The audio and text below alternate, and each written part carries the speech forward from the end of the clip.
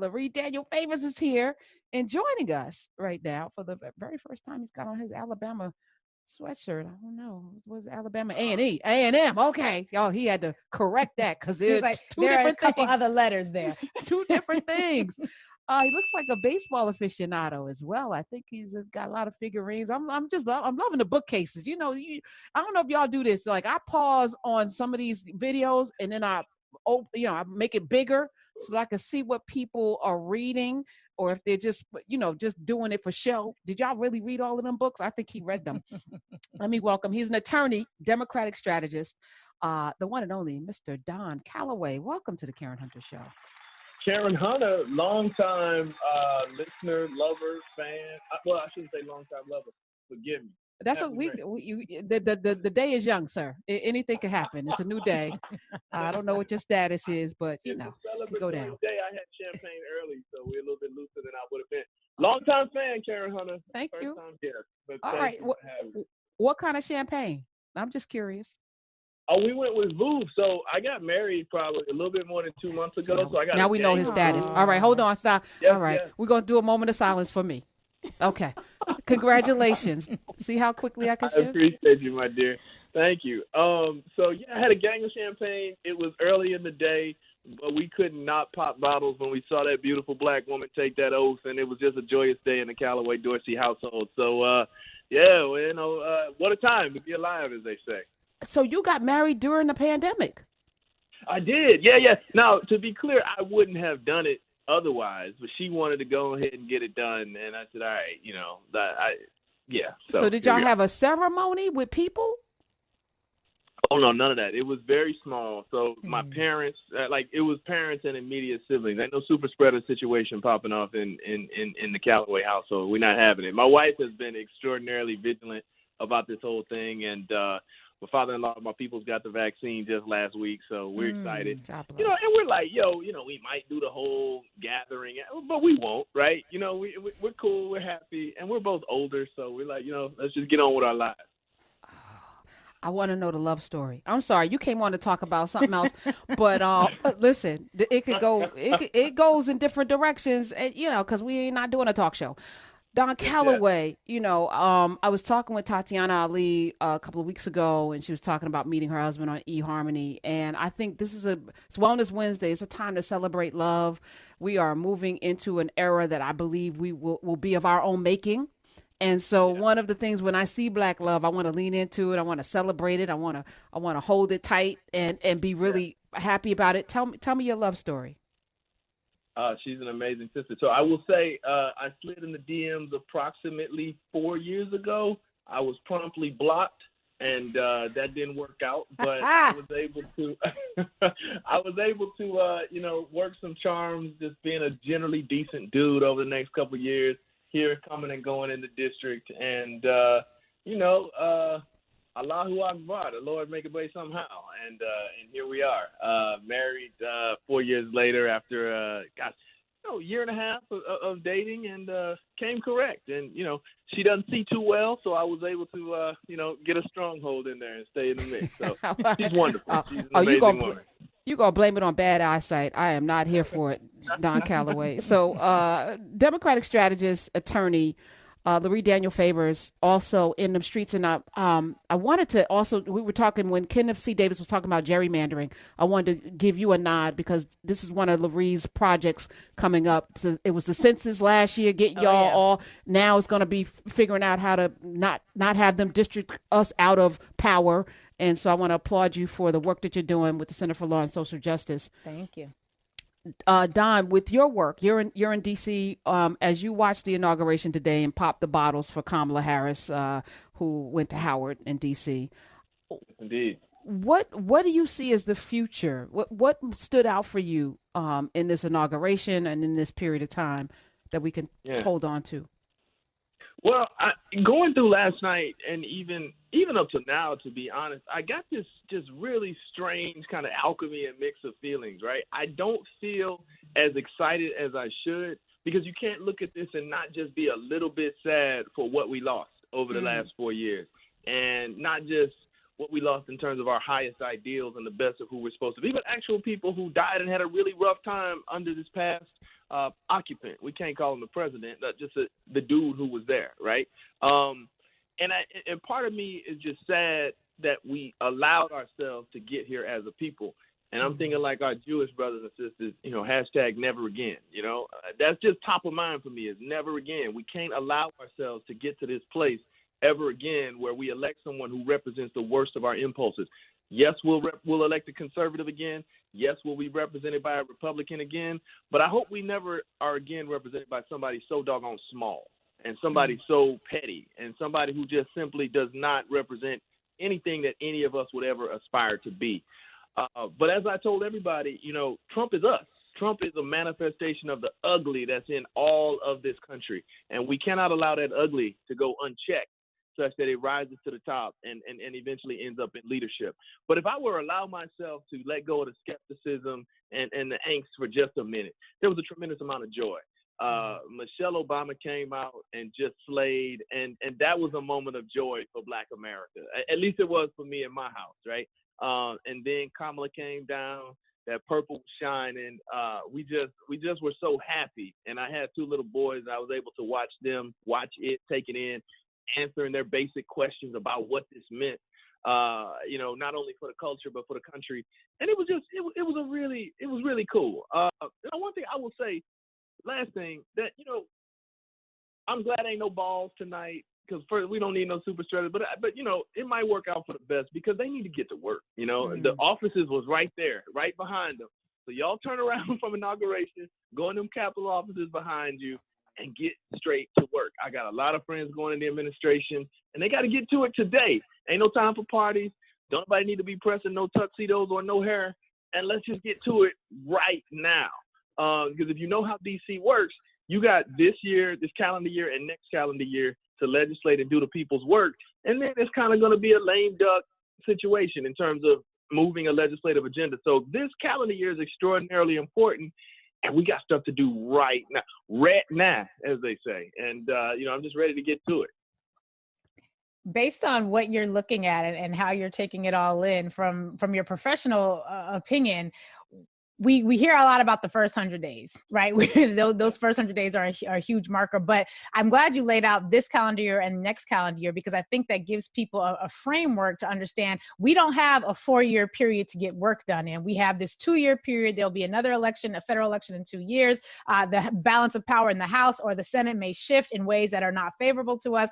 What is it that should be top of mind for Black community organizers, people who are in the streets, people who are at the barbershop and the hair salon who just got turned on to politics because of what they saw happening in Georgia, whatever it may be? What needs to be top of mind for us as we move forward in this first 100 days? Yes, but particularly in the next 2 calendar year cycles. Yeah, no, that's a wonderful question, Sister Lurie. So I think immediately, day one, I think all hands on deck in reversing some of the damage that we know about from the previous administration. So even as you saw today, I think through this week and next week, we got executive orders to get ourselves out of all of the Trump executive orders, get back in the Paris Climate Accords. That matters to Black communities more than we might even know. I think we've got to reverse the Muslim ban. We've got to reverse the ban on trans members of our community serving in the military service. All of that stuff, that craziness, like, stop the bleeding on that immediately. Then you got to look to, honestly, this puts even more pressure on the legislative agenda, because I think immediately you've got to look to getting this vaccine out. Trump is so stupid that he could have gone out a hero if he had dedicated himself to Operation Warp Speed and getting his vaccine distributed, regardless of how terrible he had been over the last 4 years. If he had put together a federal plan and a federal strategy to distribute and get this vaccine in folk arms, get shots in people's arms, he could have done that over the last 60 days of his administration post-election, and he would have gone out a hero. But he's dumb, so he didn't. So I think that Joe Biden's first priority has got to get the drugs in people's arms. He's got to get people across all communities, regardless of geography, to take that shot.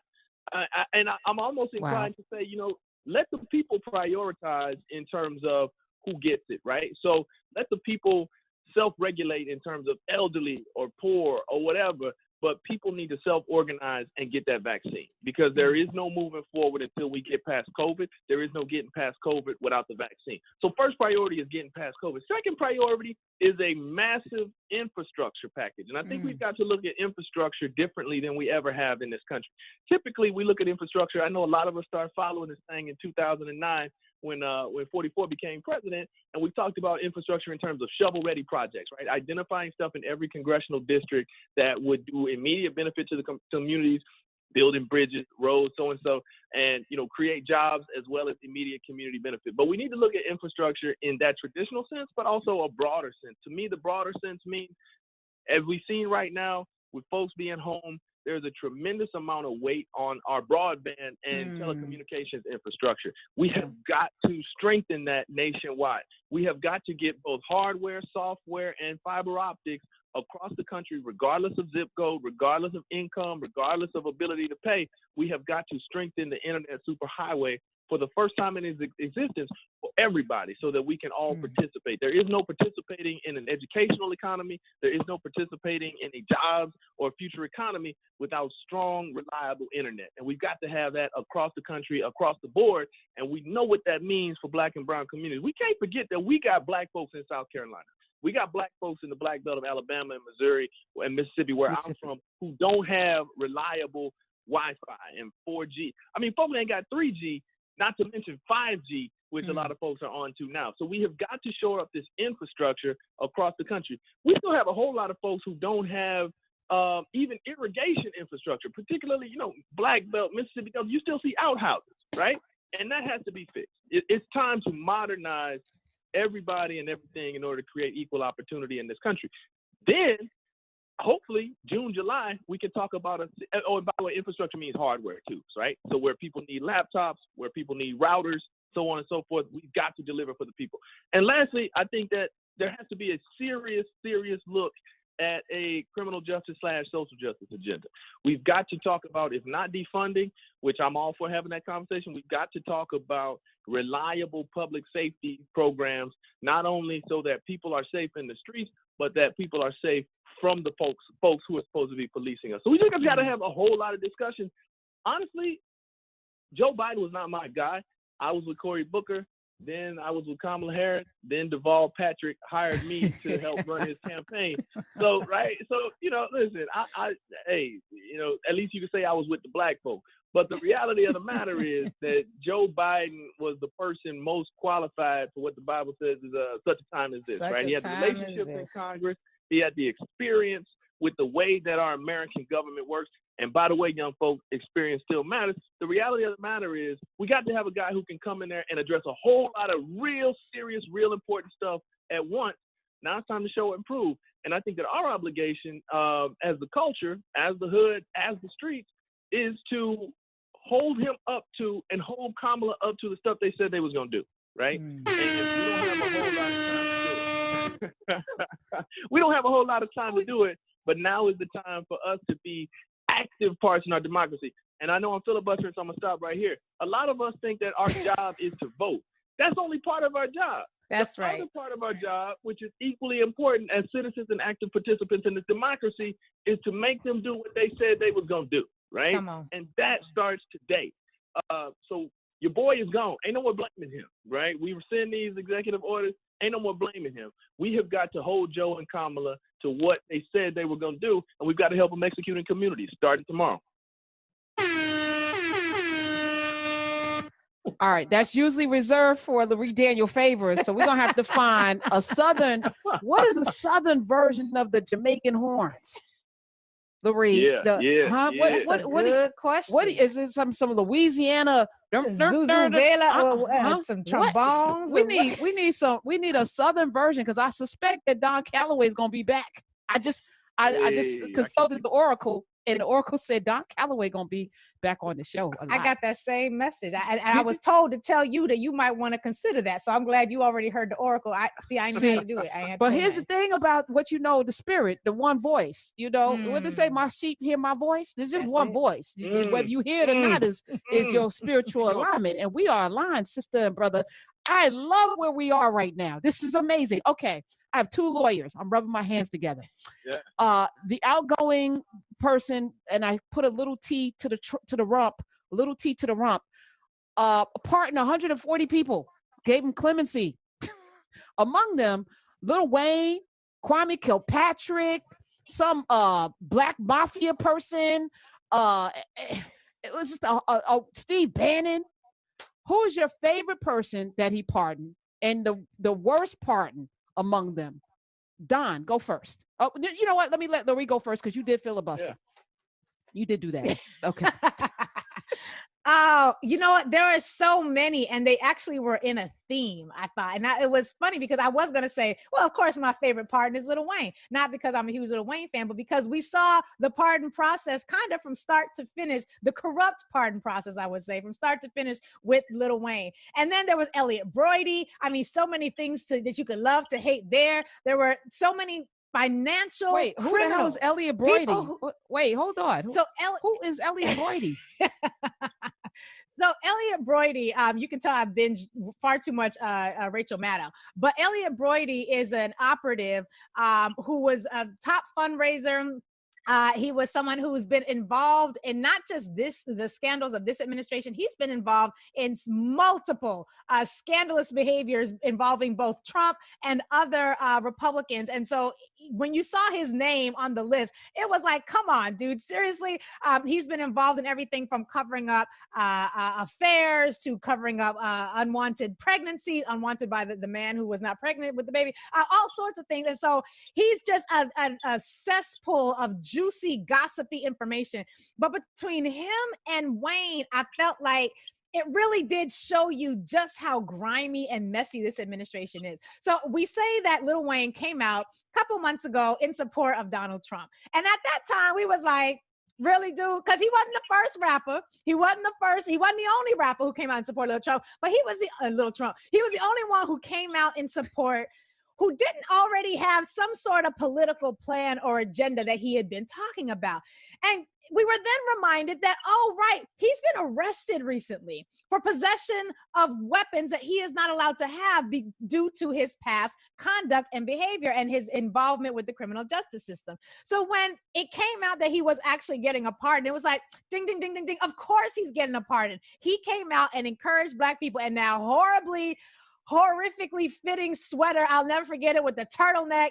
It was the red, white, and blue. So, I mean, it was just standing next to Trump. The image is forever negatively seared in a spot in my brain that I would love to cleanse with Clorox and or bleach or Dettol if we're trying to keep it real for the Caribbean people and the family. But it was such a great example of, you give me something, I'll give you something. And it just reeks of and I don't know if there was any official quid pro quo. So let me just say, this is just an understanding.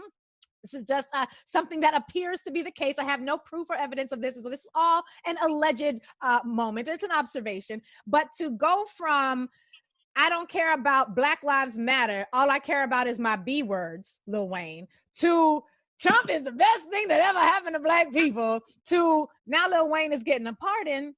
It just really, for me, encapsulated everything about this presidency as it pertains to the greed, the self-interest, and the willingness to sacrifice an entire community of people for your own self-good. He was willing to encourage Black people to stand by this man who has destroyed our communities, destroyed educational opportunities, destroyed housing opportunities, jacked up the economy, and allowed us to die by the hundreds of thousands because of a virus, and the response to which was feeble at best.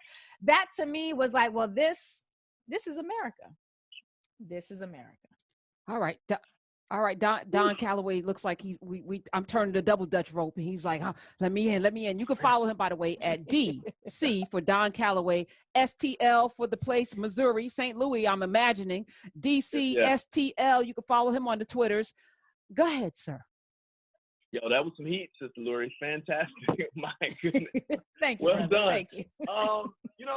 She said it all. I will just lift up the name of our good brother from Detroit, former mayor, brother, FAMU Rattler, Kwame Kilpatrick. That's another one where you're like, yo, that's kind of crazy. I mean, look, how do we break this down? Philosophically or on an individual basis? Kwame Kilpatrick is a rotten dude, right? Fundamentally corrupt.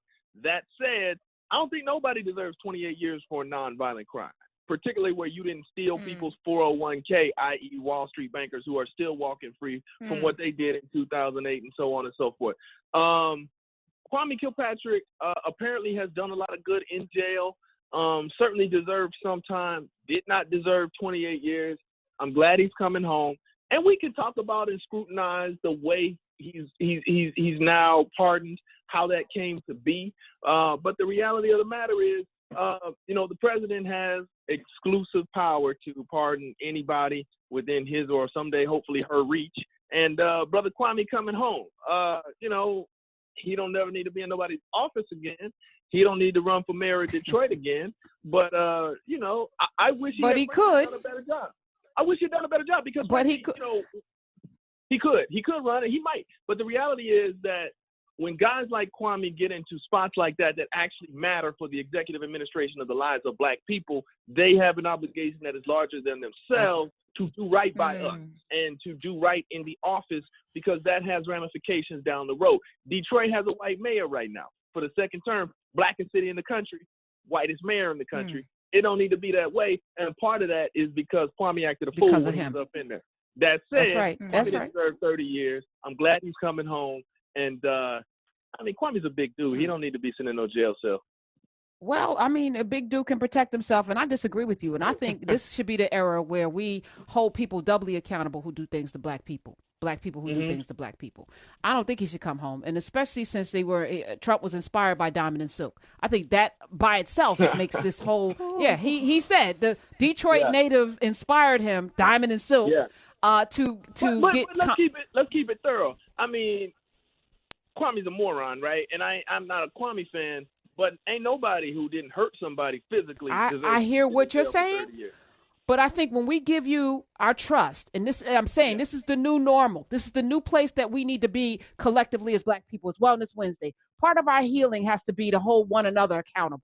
If we give you our trust and you come in, you breach that trust, you should be held doubly accountable. You should be held doubly accountable for what you do to us in that Black skin. And I think we have been giving too many people a good pass because they're Black and we don't air our dirty laundry and we don't let people know. We go, to our detriment, because we sit here today with a lot of compromising that we can't reconcile with because we've compromised our way into this place of mediocrity.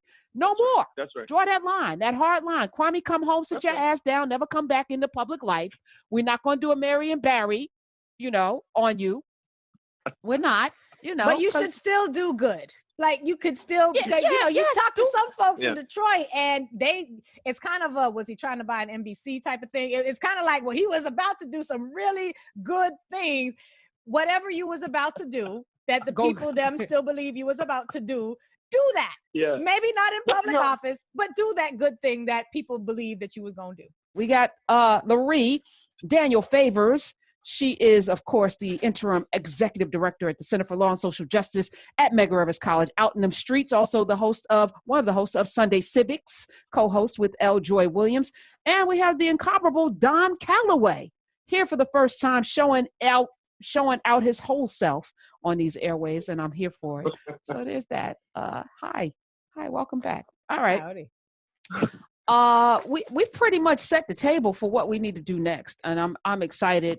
There's the whole thing about accountability. How do we hold folk accountable? And I think we got drunk with Obama, drunk with all of the giddiness of melanin and melanated. Even today, Flotus's hair was trending with Laid. Laid was trending. Thank you, Black Twitter. And I'm here for it.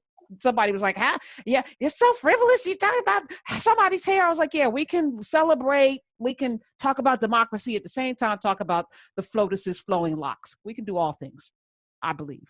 And we can compare it to the last inauguration. As someone said, the messy ponytail with the part down the middle, very handmaidenly. Lord, what is we going to do? To today's effervescent, flowing, like the hair was laid. And as soon as I saw LAID trending on Twitter, I was like, well, that is about us, because I know my language.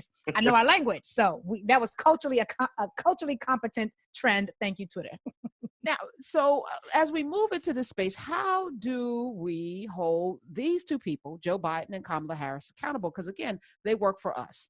What does accountability look like in a Biden-Harris administration? Don Calloway.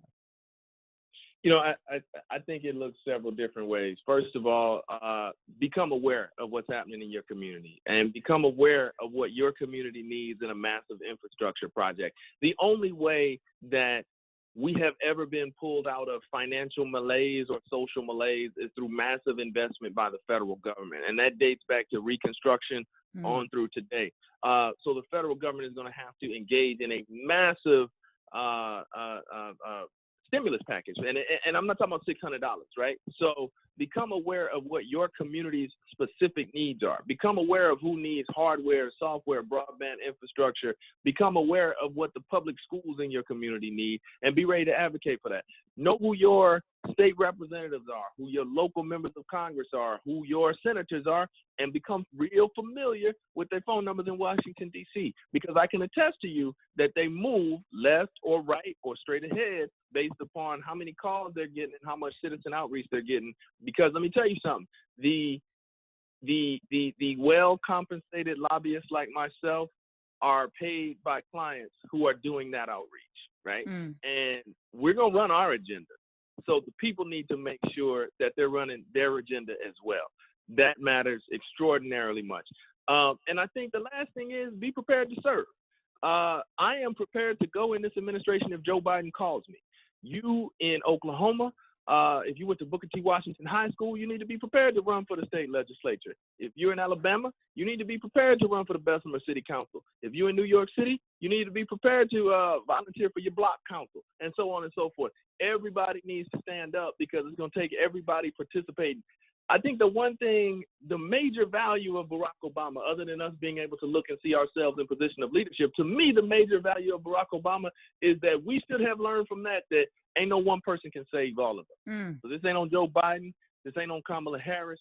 This is about a community effort. And I think that the power of the executive, an inspiring and exciting and personable executive, is that it should be able to encourage all of us to find our lane and participate in the game of politics and ultimately the universe of public service. So I hope that is what, seeing Kamala in that good purple and hearing all that ski-wee, I'm hoping that is what ignited some spirit of service that we have not felt since January of 2009.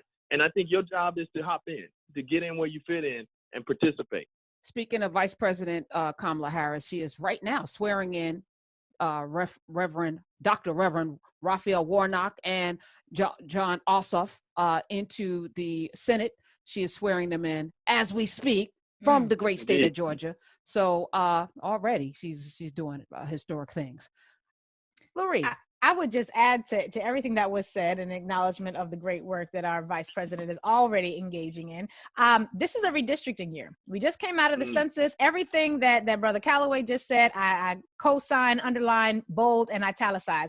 And I would also add that this is a redistricting year. You heard Karen mention it earlier. We just finished census, and I'm taking off my census evangelista hat, and I'm putting on the House of Redistricting hat. Why? Because every single elected official, be it your school board, your city council, your state assembly, or a state senator, or whatever position you are voting for, whatever position shows up on your ballot, each of those candidates is running to represent a district. Where their district boundary lines are drawn are going to determine who has the ability to make the ultimate types of move within that district. So if you are in a community that is 100% Black, but the people who are drawing your lines have split up your 100% Black community to where you got 17% Black in this community, 38% Black over there, 22% Black over here, and basically has cracked your community so that you do not have a shot at putting people into office who will be effective advocates for you, that is a problem. Conversely, if your district lines are also drawn so that you are all packed together, so instead of getting 3 or 4 good districts out of the Black community, you got everybody squeezed into one, which means only one elected official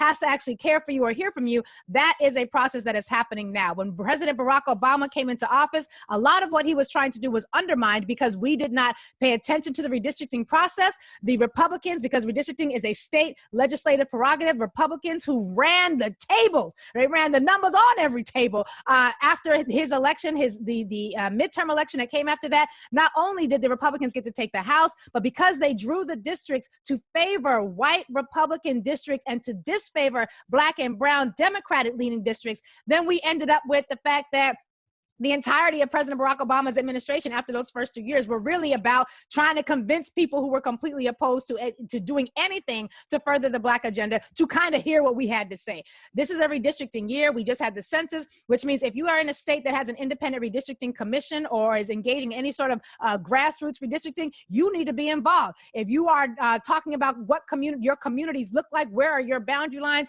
if you know that everybody in your community goes to this particular supermarket and we don't have nothing to do with that other supermarket because they don't even sell the food that we like, that needs to be a part of your map. Why? Because every institution in your community needs to be included within your district boundary line. So did you have a shot? I would also add this. I know I'm filibustering myself, so I'm gonna keep it quick.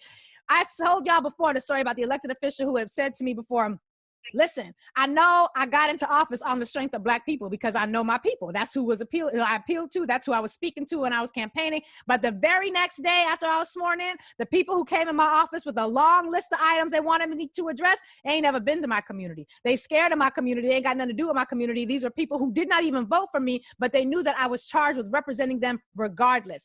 Yeah, the brother said know their phone number in Washington. I'm going to say know their phone number in Washington and their district office in your district. Don't just know the number. Make appointments to go visit with them and meet with them. And don't do it on a Saturday at a protest. Do it on a Monday afternoon. Get you and your girlfriends and your frat brothers and the people who cut your hair. Go on down to every elected official's office and make sure they know you. And don't say, well, what's your agenda for us, good sir? Good man, what you going to do for us? No.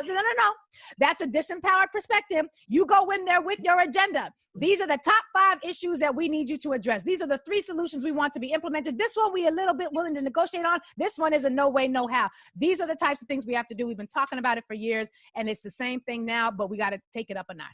Woo! Ah, yes!